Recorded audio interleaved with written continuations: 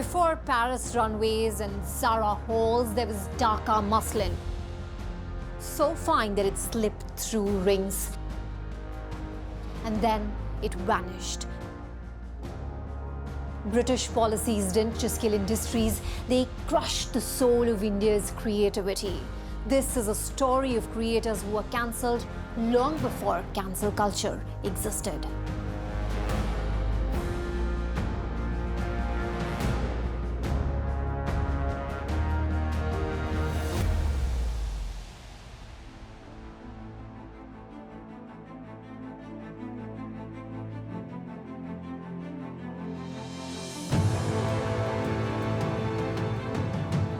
Pride and craft.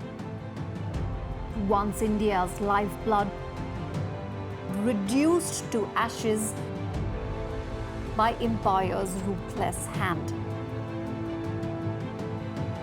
The industries that built a nation systematically dismantled. He's here to reveal that price.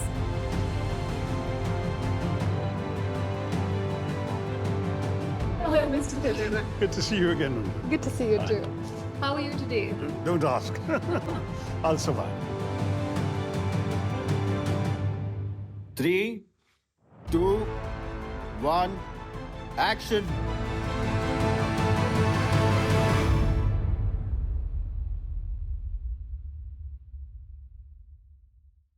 From the corridors of the UN to halls of the Parliament, he has made colonial reckoning impossible to ignore. The very eloquent Dr. Shashi Tharoor. Welcome. Thank you. Good to see you again.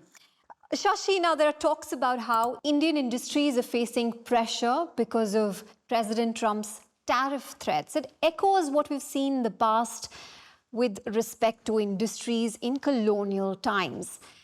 What I want to ask you is, the British, they didn't just loot India's wealth, they destroyed India's industries as well, didn't they? It's a long story. Even tariffs are part of the story, actually, because as we were talking yesterday, the British came in essentially as a trading company buying the very famous Indian cottons, muslins, linens, and so on, and selling them back home and making lots of money because they sold them for several times what they had to pay for it in India. But then as they acquired more power with the decline of Indian authorities and the increasing strength of the British on the ground and their right to collect revenue in the province of Bengal, which was the beginning of the whole adventure, they started extracting their profits at the point of a gun. So it was no longer a question of paying the price that the weavers wanted. The British dictated the price at the point of a gun. They no longer had to bring money from England to pay for it. They decided instead to actually extract the revenues from the locals and then spend those at a far lower price in buying these textiles and so on. And then what they did was they came up with tariffs. So what happened was that the old Indian exports to the rest of the world, when they went to Britain, they were suddenly taxed 70, 80, up to 100% of tariffs. On top of that, the British, once their mills started functioning and producing machine-made cloth in larger quantities and, of course, with a more systematic finish because it was machines doing it, they started sending these to India with no tariffs because they controlled the ports. So the result, of course, was that tariffs worked entirely against Indian industry. If you were to look at the whole story of the deindustrialization of India, it began in many ways under the British rule and with particularly textiles as a case study, because they did all of this. There are lurid tales which some believe or don't believe. There's a Dutch writer in the 1770s who talks about how British soldiers actually broke the looms and broke the thumbs of the weavers so they couldn't weave and so on. But what is undoubtedly clear, whether that story is true or not, the British claim the Dutchman was biased, and so we can go back and forth as to who or what is telling the truth. Certainly in oral legend, many Indians believe it to be a true story. But even apart from that, you saw statistics will confirm how things declined. Finished cloth. India had 25% of the world textile export market when the British came. It came down to 2% by the time the British left.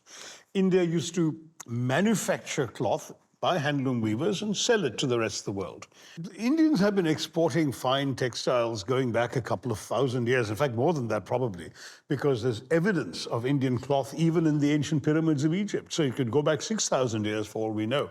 But I can tell you that the cloth was of such high quality that there were debates in the Roman Senate. The historian Pliny the Elder records Roman senators declaiming against the Roman women because all the gold in Rome, they said, was sitting in India because of the taste of Roman women for these fine muslins and cloths and robes. You also had the muslins coming particularly out of Bengal, which were light as woven air, it was said. Some that were so fine you could pull them through a ring. I mean, that's the kind of quality that India was famous for.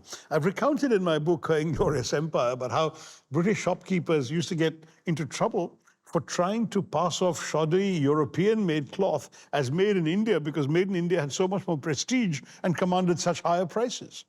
The British systematically, as I said, as I described already, reduced that, but then they converted India instead into an exporter of raw cotton. And they, in turn, exported the finished cloth to India. If you just look at, say, between roughly 1820 and 1870, you see a dramatic increase in the amount of cotton that is being shipped from India to England, raw cotton, from just, say, 10,000 bales to 1 million bales by 1870.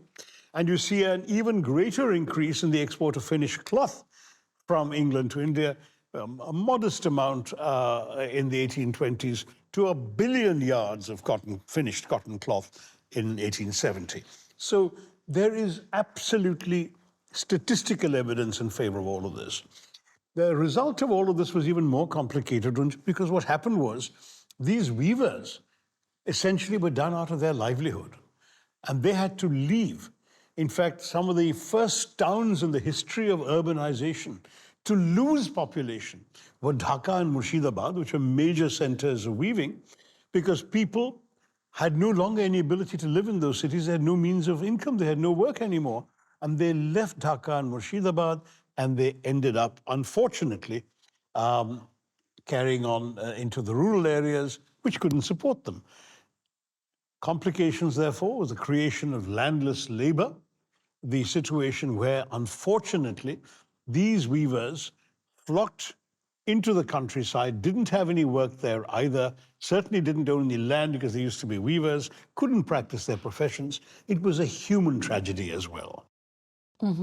Well, there's a question that people have on the internet asking us, Shashi, that Britain's famous textile revolution, did it really begin with the invention of the power looms, or was it actually powered by putting crazy tariffs on India's superior cloth? No, both. I mean, there was no question that, of course, they decided that they couldn't compete with the quality of Indian hand weaves in the beginning, and so they did all the things I've described to you.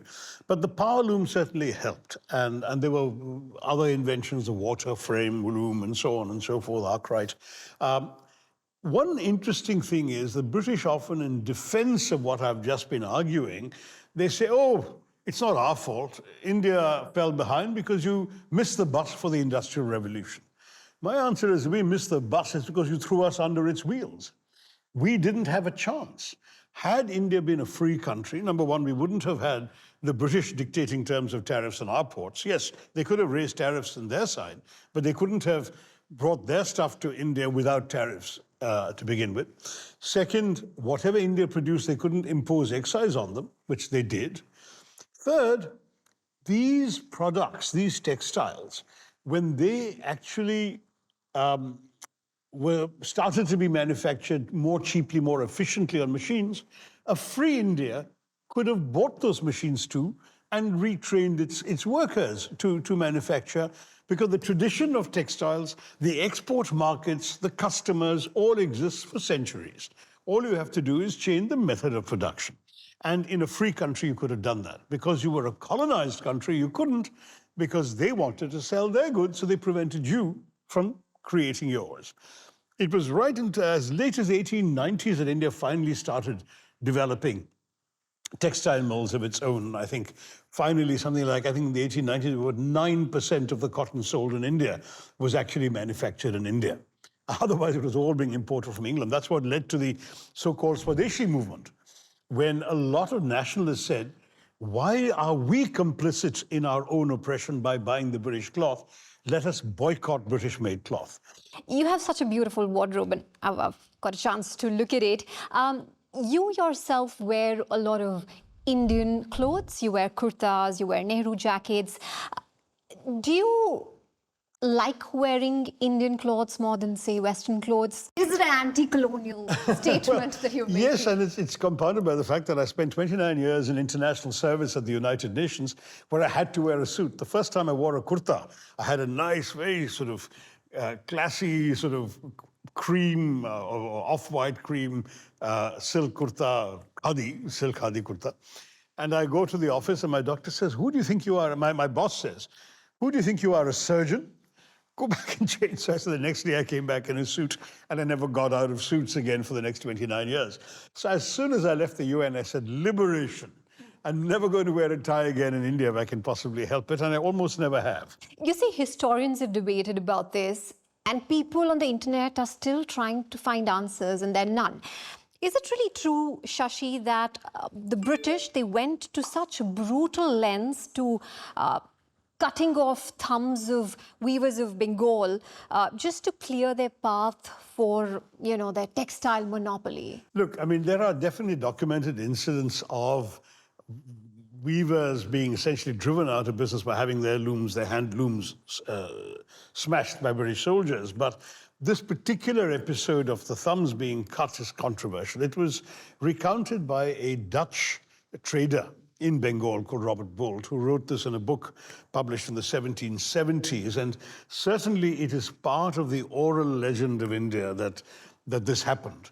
The British denied, and they claim there is no historical evidence or proof other than the account of an observer who was possibly not a biased observer, because the Dutch were in competition with the British. But Shashi, the destruction, it wasn't just limited to textile, right? We're talking about something much deeper and much wider. This was about curbing India's traditional medicinal system, also vernacular literature. It was an all-out destruction campaign, wasn't it? Well, I mean, certainly our traditional medicines, namely Ayurveda, a very good example of how the British, first of all, disdained what they call these primitive native forms. But they also wanted to instill in the subject populace the belief that everything British was superior. So they would come and talk about how the only real medicine was their medicine, and that Ayurveda, they sneered at it, they essentially proscribed it, they pushed it away, they banned certain kinds of Ayurvedic preparations and Ayurvedic practices. There's records of their shutting down Ayurvedic clinics. And then this image came about that somehow real medicine was British medicine, and if you couldn't afford British medicine, because it was certainly more expensive than most people could afford, then Ayurveda was for the poor, people who couldn't do anything else. And particularly in the rural areas, Ayurveda managed to survive, but no thanks to the British, who would cheerfully have snuffed it out. But their medicines, first of all, didn't reach every village in India. And secondly, most people, especially poor people in the villages, couldn't afford it. So Ayurveda survived and then got revived after independence. The vernacular press, I mean, went through a lot of hassles. What was interesting was that, the British did introduce, if you like, modern newspapers and a free press to India to begin with. But it was not truly free. Even though the first newspapers were all written and published by white men for white readers, because they were in English, the truth is that a couple of English language editors were expelled from India by the East India Company for writing critical things about the company or about British rule. So there was censorship. Then when Indians learned about this technology, started producing newspapers, the British initially didn't take them too seriously. First of all, they couldn't read these Indian languages and understand them. And then they began to realize that the Indian language press was actually far more outspoken against the British.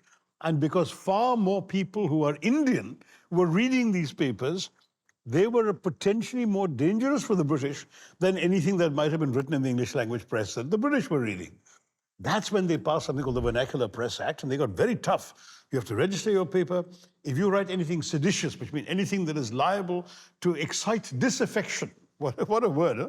Disaffection against the British Raj in India, then you would be warned, you could be fined, you could be suspended. Your press could be confiscated. That happened to many papers. Their presses were confiscated. And in worst cases, the editors could be banished from the province they were living in that area. It's happened to many others. A famous paper called Swadesh Abhimani in Kerala, whose editor not only had his press confiscated, I mean, the owner had his press confiscated, but the editor was banished from that part of the province in which he lived by the British for writing what was deemed to be seditious. So it was tough. Vernacular literature, on the other hand, the British couldn't do much about unless it was overtly critical of the British. So you did find, for example, hard on the heels of the birth of the novel as a form of writing in Europe and so on, Indians began to imitate. And so the first Indian novels came up in the mid-19th century in Bengali and Malayalam, and people started reading them. But don't forget the British had another weapon, literacy. Because they did nothing to promote literacy in India, the fact is that not that many people could read. It was only a small elite, even in the vernacular languages. So when the British left India in 1947, do you know that our literacy rate was just 16%? And for women, it was even worse, 8.8%. So you put 13 Indian women in a room, only one of them could read. Everything you're saying is so ironic simply because, Shashi, a country that supposedly champions free speech today once crushed it in India. And we're not just talking about Vernacular Press Act that you just mentioned, but also instances like burning libraries, for example, in Jhansi. To what extent do you think this censorship basically scarred our languages, our literature, our intellect? The Jhansi episode, if I remember right, was because when they crushed the revolt of 1857, in 1858 in Jhansi, they burned a lot of buildings, homes, and so on, and that the library also got burned, if that's the episode you're referring to. But if you look at the whether the British did that systematically, deliberately, they could probably deny it and say, look, a lot of things got burned in the fighting and so on, and that's what happened. But there have been episodes in which, yes, there was a conscious desire to suppress alternative forms of creativity. The British did have a challenge, though, because in some cases, these alternative forms of creativity flourished outside their formal political control. Remember, the British had two kinds of rule in India. There were places they ruled directly, and there were places they ruled indirectly. That is, they left them under the control of princes, nawabs, maharajas, and until 1858, the Mughal emperor was still there. So Mirza Ghalib flourished, for example, in the Mughal emperor's Delhi. But at the same time, the British made clear that certain limits were not crossed. The famous red lines we talk about today, the British made it very clear there were red lines that could not be crossed, even in these domains where their sort of executive officer was a guy called the Resident, which seems such an innocent title. He's just a resident in a princely state.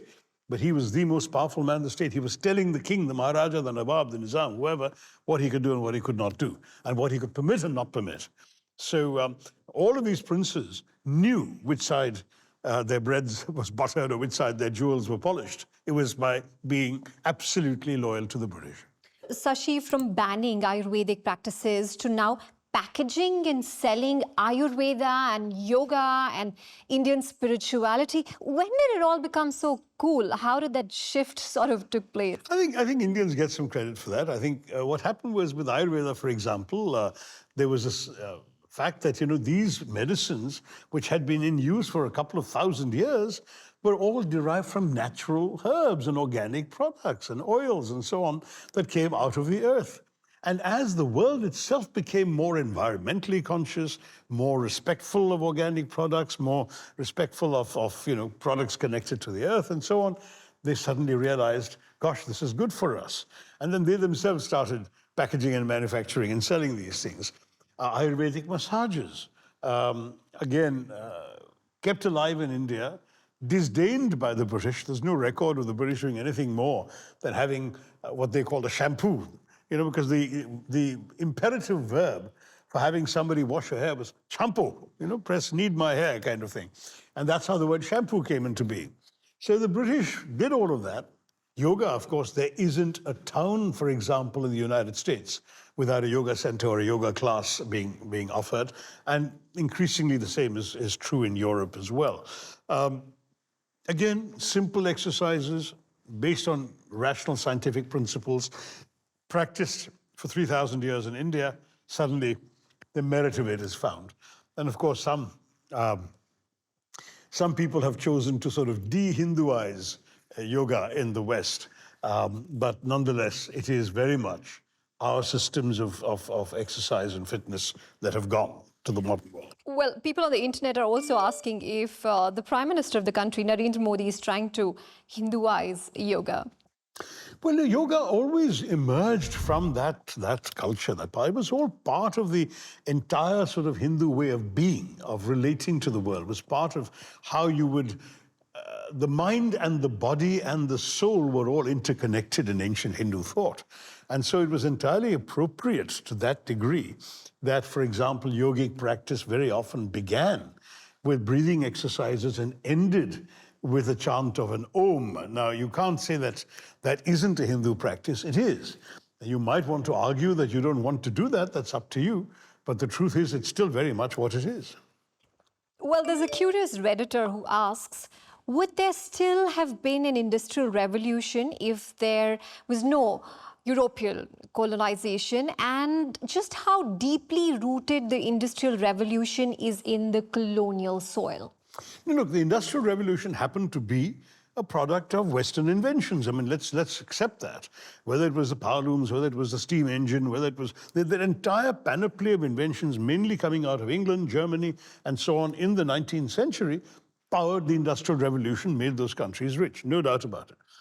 Let us argue for theoretical purposes, that India had not been colonized, as your questioner wants to know. What if India hadn't been colonized? It would have been far wealthier, as it was before it was colonized. And that wealthy country would have reached out to some German or some Englishman and said, come and establish a factory here. We would have bought these things. It's not that the Industrial Revolution would somehow have stayed away from India. On the contrary, just as I talked to you the other day about how railways came to Thailand and Japan without they ever having to go to the trouble and expense of being colonized, the same would have been true of industries, of factories, of anything else. I mean, that's the way the world is.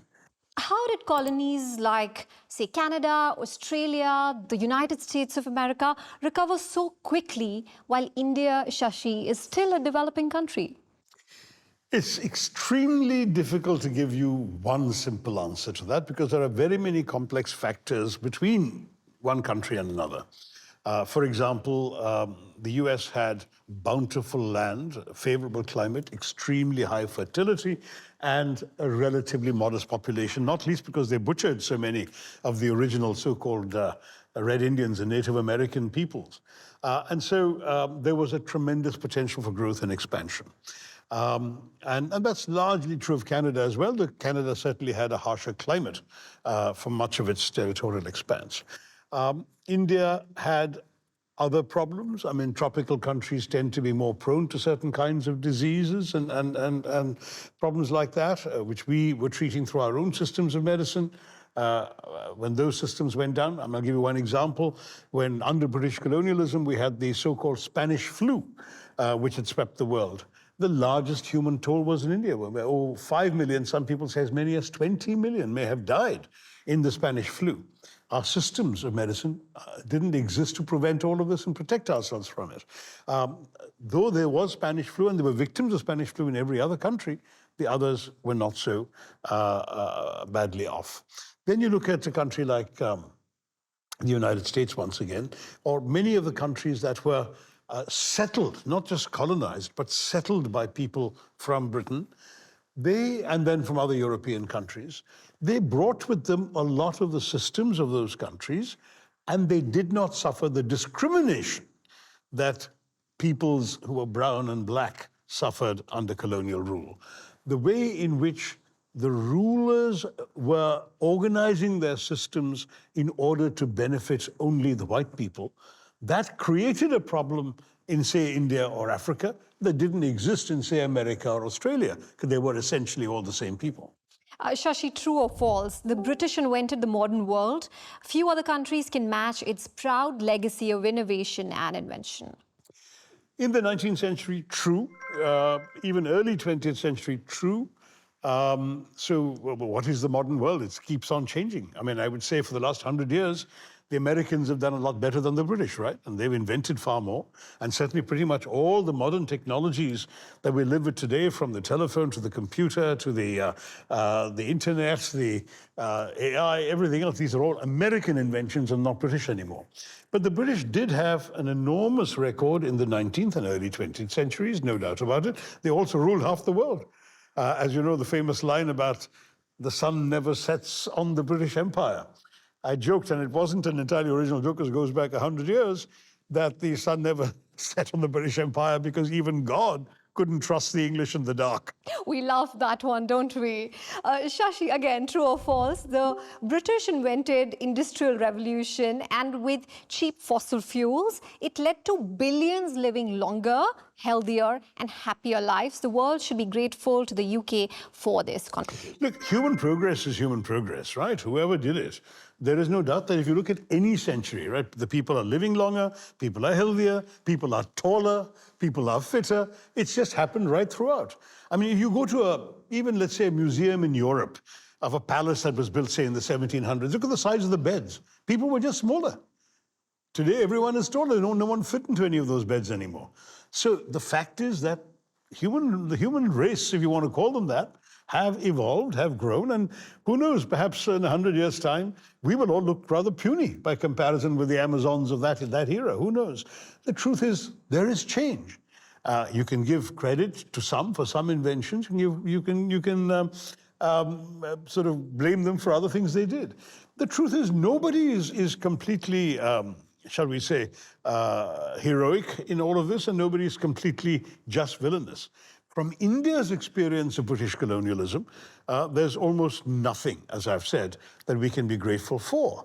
But let's say if you're from Singapore, which was essentially a rock. Yes, it was a trading settlement right along the edges of the coast, but it was a small island with not very much going for it, built up entirely by the British, including with a lot of Indian slave labor and penal colony labor, not slave labor, they were prisoners in the mid-19th century, and then going on thereafter to become a fairly prosperous colony, made much more prosperous after independence by Singaporean rulers. But I'm saying they could probably say, yes, we got our start entirely thanks to the Brits. I don't think the Indians would say it, because we got our starts when the British were still running around in bearskins. Shashi, many thanks for again enlightening us with all of your knowledge. We'll see you again soon. See you again. Thanks.